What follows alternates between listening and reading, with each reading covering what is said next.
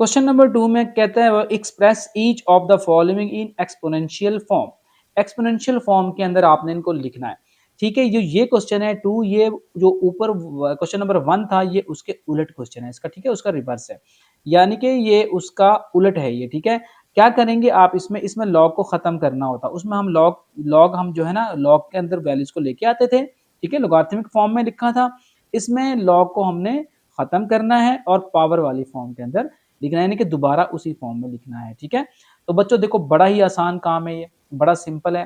तो देखो इसमें मैं वही मेथड आपको बताता हूँ। ठीक है, लॉग वाली जो वैल्यू होगी उसको आप लेफ्ट साइड पे लिखेंगे, जो बगैर लॉग वाली वैल्यू होगी उसको आप राइट साइड पे लिखेंगे।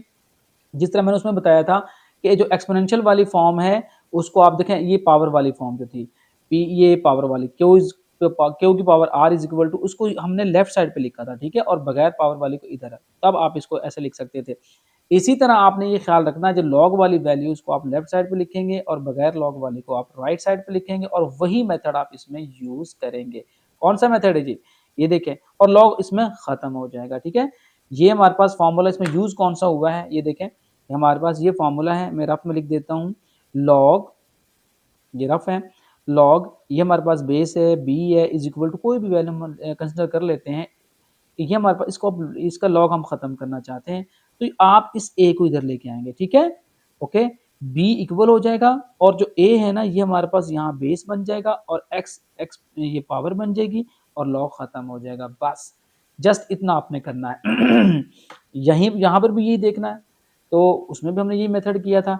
5 को उधर लेके आएंगे, 125 हो जाएगा। ठीक है बच्चों, इज इक्वल टू, और ये 5 जब इधर आएगा तो ये 3 जो है वो 5 की पावर बन जाएगी। ठीक है, 125 इज इक्वल टू क्या हो जाएगा बच्चों, 5 की पावर जो 3 है वो क्या होती है बच्चों, 5 को 3 टाइम मल्टीप्लाई, यही आपका आंसर है, सॉरी यही आपका आंसर है, इसी को आप, ये आपका आंसर है। इसको आगे सॉल्व नहीं करना क्योंकि आप एक्सपोनेंशियल फॉर्म के अंदर आ गई, ये एक्सपोनेंशियल फॉर्म है, पावर वाली फॉर्म है। ये भी आपका आंसर ठीक है, और लेकिन अगर आप लिखना चाहें 5 की पावर 3 ऐसे लिख सकते हैं आप। ठीक है, 5 की पावर 3 आप तरतीब से जो आपकी बुक में आंसर होगा तो वो इस तरीके से भी हो सकता है।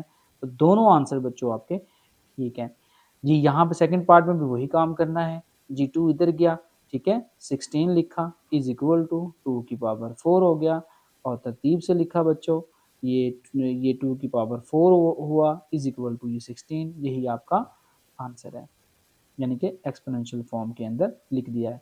तो याद रखें, जैसे ही आप 2 इधर लेके जाएंगे, ठीक है, तो इधर 16 बाकी बचेगा, और ये जो लॉग है ये ऑटोमेटिकली खत्म हो जाएगा, क्योंकि हमारा फॉर्मूला ये कहता है जैसे ही आप इसको इस फॉर्म में लिखेंगे तो आपका लॉग खत्म हो जाता है। ठीक है, तो ये सेकंड जी स्टूडेंट, क्वेश्चन नंबर 2 का थर्ड पार्ट बिल्कुल वैसे ही है। तो आपने लॉग वाली जो वैल्यू है उसको लेफ्ट साइड पे लिखना होता है, और आपने लेफ्ट साइड पे लिख के फिर क्या करना होता है, इस बेस को आप इधर लेके जाते हैं, तो क्या होता है, ये 1 इधर, और 23 की पावर जो है वो 0 हो जाती है, ये 0 पावर बन जाएगी, यही आपका आंसर है। इसको आप ऐसे भी लिख सकते हैं, 23 की पावर 0 इज इक्वल टू 1। जी बच्चे, 5 को इधर जब लेके जाएंगे तो क्या होगा, 5 इधर, 5 इज इक्वल टू, और ये 5 इधर जाके 5 ऐसे, और 1 इसकी पावर हो जाएगी। ऐसे भी आप लिख सकते हैं इसको, 5 की पावर 1 इज इक्वल टू 5, जैसा आपका दिल चाहे, दोनों आंसर आपके ठीक हैं। जी 2 को अब इधर लेके जाएंगे तो हम क्या करेंगे, 1/8 जो है वो इज इक्वल टू हो जाएगा 2 की पावर -3, यही आपका आंसर है। और आपकी बुक में आंसर ये दिया होगा, 2 की पावर -3 को लेफ्ट साइड पे लिखा होगा, और 1/8 आप यहाँ तक कर देंगे तो आपका मार्क्स फिर भी नहीं कटेंगे। ठीक है, और यहाँ तक कर देंगे फिर भी आपका आंसर ठीक है, नो इशू।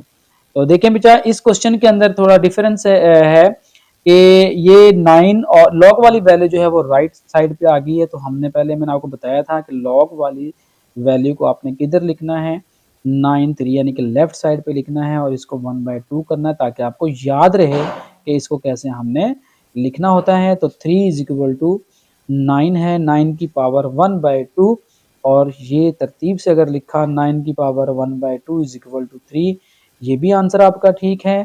और ये भी आंसर आपका ठीक है जी। पार्ट नंबर हमारे पास है जी 7। पार्ट नंबर 7 में क्या है, तो हमने लॉग वाली वैल्यू को सबसे पहले किधर लिखना है, आपने लेफ्ट साइड पे लिखना है, ये बात याद रहे आपको। और लेफ्ट साइड पे लिखने के बाद और जो बगैर लॉग वाली है उसको आपने राइट साइड पे लिखना है। और वही मेथड है आपका 1 लाख इज इक्वल टू, ये हो जाएगा 10 की पावर 5, यही आपका आंसर है। इस आंसर को आप ऐसे भी लिख सकते हैं, ये 1 लाख, यही आपका आंसर है जी। 8 पार्ट 4 को इधर लेके जाएं, लॉग पहले से लेफ्ट साइड पे मौजूद है, तो हो जाएगा 1/16 इज इक्वल टू 4 की पावर -2। और आपने तरतीब से लिखा 4 की पावर -2 इज इक्वल टू हो जाएगा 1/16, यही आपका आंसर है जी।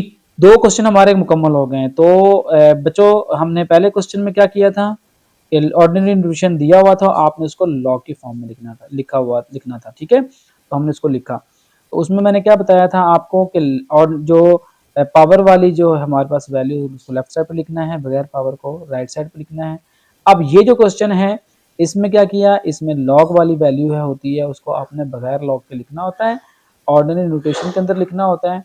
तो आपने लॉग की वैल्यू को आपने किधर करना है, पहले लेफ्ट साइड पे करना है, बगैर लॉग वाले को राइट साइड पे करना है, उसके बाद इसको सॉल्व करना है। जो मेथड मैंने आपको बताया है, 10 को इधर जब लेके जाएंगे 10 और 5 ये पावर और बेस बन जाएगी, ठीक है। यही आपका आंसर है और आपका क्वेश्चन 2 जो है वो कंप्लीट हुआ। क्वेश्चन नंबर 3 में हमने सॉल्व करना है find the value of x in each of the following. जो ये क्वेश्चन दिए हुए हैं इनमें हमने हर एक में x की वैल्यू फाइंड करनी है। तो मैंने आपको एक मेथड बताया था कि आपने सबसे पहले आपने लॉग को इसमें खत्म करना है, और अगर लॉग लेफ्ट साइड पे है तो उसको कोई चेंज नहीं करना, तो उसको वहीं से सॉल्व करना शुरू करना है। मेथड क्या था हमारे पास, जो इसकी बेस होती है, बेस को आप लोग इस साइड पे जब लेके जाते हैं तो क्या होता है बच्चों, ये बेस जो है वो 3 को पावर बना देती है, और इधर क्या होता है 64 इज इक्वल टू हमारे पास x की पावर 3 हो जाएगा। अब आपने क्या करना है, यहां पे ये चीज देखनी है कि देखें हमने ना x की वैल्यू फाइंड करनी है। अब x की पावर 3 है ना, तो 64 की पावर आपने किसी ऐसे हिस्से के साथ आपने इसकी फैक्टराइजेशन करनी है कि ये हमारे पास 3 बन जाए। यानी ये जो मैं रेड से लिख रहा हूं बेटा, ये रफ है, ये आपने समझना ध्यान से। 64 को अगर मैं 4 से फैक्टराइज करता हूं तो क्या होगा, 4 1 इज 4, 4 6 24 होता है, और 4 4 16 और 4 1 इज 4। तो बच्चों लिखेंगे हम यहां पर 4 multiply 4 multiply 4 is equal to x की पावर 3। देखें 1 1 1 तीनों बेस एक जैसे हैं और मल्टीप्लाई हो रहे हैं, तो याद रखें बच्चों उनकी पावर प्लस हो जाती है, 1 1 1। तो जब एक जैसी रकमें आपस में मल्टीप्लाई होती हैं तो उनकी पावर आपस में क्या हो जाती हैं, प्लस हो जाती हैं। तो x की पावर 3, देखो ये पावर सेम होगी, पावर पावर को सेम करना होता है इन क्वेश्चन में, या बेस बेस को सेम करना होता है। तो यहाँ पावर सेम हमने कर दी, अब हम इसको कट कर सकते हैं। 3 को 3 से कट किया और 4 इज इक्वल टू, ये आपके पास x वैल्यू आ गई, यही आपका आंसर है जी। सेकंड पार्ट में क्या करना है, सेकंड पार्ट भी ऐसे ही है, 5 को आप उधर लेके जाएंगे, 1 इज इक्वल टू 5 की पावर ये x हो जाएगी। तो बच्चों देखें अब हम x हमारे पास किस में आ गया, यहाँ पे एक्सपोनेंट बन गया है, पावर बन गई है, ठीक है। तो यहाँ पर हमने कुछ इस तरीके से करना है कि ये 5 को हमने खत्म करना है। अब बच्चों देखें, याद रखें ये बात कि 1 जो होता है, अगर मैं यहाँ 5 की पावर लिख दूं ना 0, तो याद रखें बच्चों ये 1 ही होता है। याद रखें 5 की पावर जो 0 है, या 100 की पावर 0 है, 1000 की पावर 0 है, 1 लाख 1 करोड़ की पावर 0 है, यानी कि कोई भी आपके पास वैल्यू है उसकी पावर अगर 0 हो जाती है तो उसका आंसर बच्चों याद रखना 1 होता है। तो जब मैं 5 की पावर 0, तो क्या बनेगा ये 1, तो मैं 1 की जगह पर ये लिख सकता हूँ 5 की पावर 0, ताकि 5 5 से कट, अगर यहाँ मेरे पास 4 होता ना तो फिर मैं 4 की पावर 0 लिख देता। अब देखो यहाँ बेस 5 है, इधर भी बेस 5 है, 5 को 5 से कट कर देंगे और 0 इज इक्वल टू क्या हो जाएगा बच्चों, x हो जाएगा। ऐसे भी आंसर आ सकता है आपका, और x इज इक्वल टू 0, ये आंसर भी आपका ठीक है जी। दोनों पार्ट हमारे कंप्लीट हुए जी। क्वेश्चन नंबर ये हमारे पास 3 का थर्ड पार्ट है। तो ये लॉग बेस x और 8 का लॉग इज इक्वल टू 1 है। तो बच्चों याद रखें, तो हमने सबसे पहले एक्सपोनेंशियल फॉर्म के अंदर इसको लिखना है। एक्सपोनेंशियल फॉर्म के अंदर कैसे लिखेंगे, x को उधर लेके जाएंगे और 8 इज इक्वल टू क्या हो जाएगा, x की पावर 1 हो जाएगी। क्लियर बच्चों। अब x की पावर 1 को चाहे लिखें ना लिखें, 8 इज इक्वल टू x ये तो वैसे ही फाइंड हो गया, और x इज इक्वल टू हमारे पास ये आंसर आ चुका है जी। बच्चों फोर्थ पार्ट है, 10 को उधर लेके जाएंगे तो क्या हो जाएगा, x इज इक्वल टू 10 की पावर -3 हो जाएगा। और याद रखें लॉग ऑटोमेटिकली खत्म हो जाता है, ठीक है। तो x की पावर ये -3 है, तो इसको हम +3 करना चाहते हैं तो ये ऐसे 3 लिख सकते हैं। आप बटा में ले जाएंगे तो ये प्लस का हो जाएगा, ठीक है बच्चों। अगर ये नीचे माइनस होता, ठीक है, तो आप ऊपर ले जाते फिर प्लस का हो जाता। तो अलामत जो है पावर की वो चेंज हो जाती है जब भी हम ये नीचे से ऊपर बटा के लेके आए कोई भी वैल्यू को, और या ऊपर से नीचे की तरफ लेके आए, यानी कि डिनोमिनेटर को नोमिनेटर बनाए, न्यूमरेटर को डिनोमिनेटर बनाए। यही आपका आंसर है। इसको आप ऐसे भी लिख सकते हैं, मजीद 10 की पावर 3 है तो आप 10 को 3 टाइम मल्टीप्लाई कर दें ऐसे। और x इज इक्वल टू आप कैलकुलेटर से भी कर सकते हैं बच्चों, ठीक है। 1 के साथ 3 0 यानी कि 1000 आपका आंसर है। x की वैल्यू हमारे पास फाइंड हो चुकी है जी। फिफ्थ पार्ट जी, फिफ्थ पार्ट सबसे पहले एक्सपोनेंशियल फॉर्म में लिखेंगे, लॉग को खत्म करेंगे तो क्या करेंगे, 4 को उधर लेके जाएंगे, x इज इक्वल टू आपके पास हो जाएगा 4 की पावर 3/2। It's okay. और x फाइंड हो चुका है आपके पास। इसको मजीद थोड़ा सा आप कर लें इसको सिंप्लीफाई। क्या मैं 4 को ऐसे लिख सकता हूँ बच्चों, रफ है, ठीक है।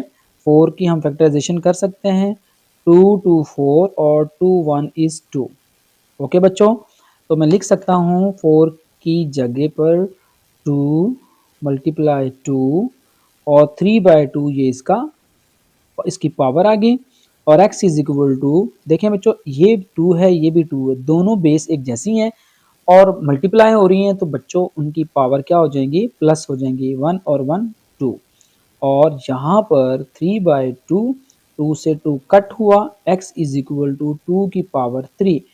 बच्चों अक्सर 2 3 6 कर देते हैं बच्चों, तो इस तरीके से आंसर गलत होता है। आपने 2 की पावर 3 का मतलब ये होता है कि आपने 2 को 3 टाइम लिखना होता है, ठीक है। और x की पावर क्या हो जाएगी, 2 2 4 4 2 8, यही आपका आंसर है जी।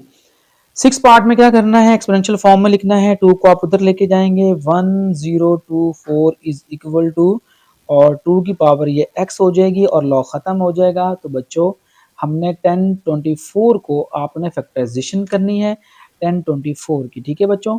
10 24 की फैक्टराइजेशन कैसे करनी है जी। आप देखिए बेटा यहाँ बेस 2 है तो आपने 2 के साथ इसकी फैक्टराइजेशन करनी है ताकि 2 2 से एंड पे कट हो जाए जी। बच्चों 2 5 10 होता है, 2 1 इज 2 2 2 4 जी। 2 2 4 होता है, 1 कैरी 11 हो गया, 2 5 10 और 1 कैरी 12, 2 6 12 जी। 2 1 इज 2 2 2 4 2 8 16 जी। 2 6 12 और 2 4 8 जी। 2 3 6 और 2 2 4 जी। बच्चों 2 1 इज 2 और 2 6 12 2 8 16 जी। बच्चों और 2 4 8 जी। 2 और 4 8, अब 4 बच गया बाकी, तो हमने यहाँ पे लिख कर लेते हैं जी। बच्चों 2 2 4 और 2 1 इज 2। देखिए 2 कितनी दफा आया, ठीक है, आपने चेक करना, 1 2 3 4 5 6 7 8 9 और ये 10।